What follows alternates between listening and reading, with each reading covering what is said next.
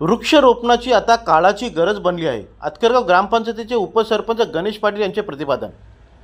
अतकरगाव ग्रामपंचायत, प्रसोल chemicals आणि पर्यावरण संवर्धन चॅरिटेबल ट्रस्ट यांच्या संयुक्त विद्यमानातून अतकरगाव ग्रामपंचायत हद्दीतील कुंभेवाडी येथे जागतिक पर्यावरण दिनानिमित्ताने वृक्षरोपण आणि वृक्ष संवर्धन कार्यक्रमाचे आयोजन करण्यात आले होते.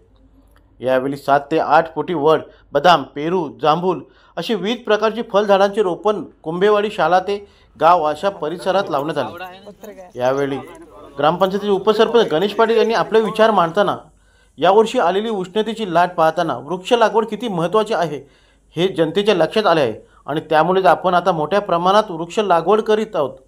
तसेच पुढील काळातही वृक्ष लागवड करणार असल्याचे पाटील यांनी सांगत वृक्ष लागवड आणि त्यांचे संगोपन ही आता काळाची गरज झालेली असल्याचे उपसरपंच गणेश पाटील यांनी यावेळी सांगितले.